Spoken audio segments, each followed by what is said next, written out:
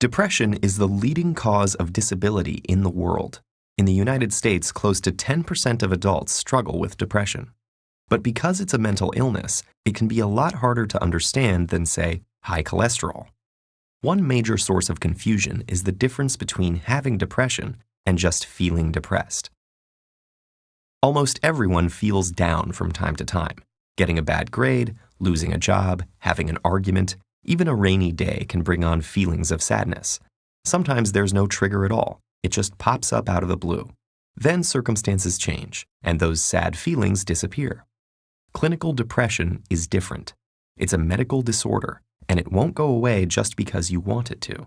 It lingers for at least 2 consecutive weeks and significantly interferes with one's ability to work, play, or love. Depression can have a lot of different symptoms: a low mood, loss of interest in things you'd normally enjoy, changes in appetite, feeling worthless or excessively guilty, sleeping either too much or too little, poor concentration, restlessness or slowness, loss of energy, or recurrent thoughts of suicide.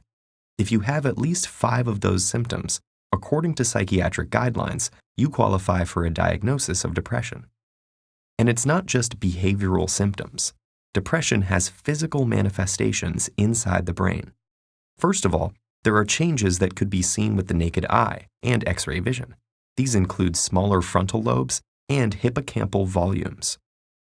On a more micro scale, depression is associated with a few things: the abnormal transmission or depletion of certain neurotransmitters, especially serotonin, norepinephrine, and dopamine, blunted circadian rhythms, or specific changes in the REM and slow wave parts of your sleep cycle, and hormone abnormalities, such as high cortisol and deregulation of thyroid hormones. But neuroscientists still don't have a complete picture of what causes depression. It seems to have to do with a complex interaction between genes and environment, but we don't have a diagnostic tool that can accurately predict where or when it will show up. And because depression's symptoms are intangible, it's hard to know who might look fine but is actually struggling. According to the National Institute of Mental Health, it takes the average person suffering with a mental illness over 10 years to ask for help. But there are very effective treatments. Medications and therapy complement each other to boost brain chemicals. In extreme cases, electroconvulsive therapy, which is like a controlled seizure in the patient's brain, is also very helpful.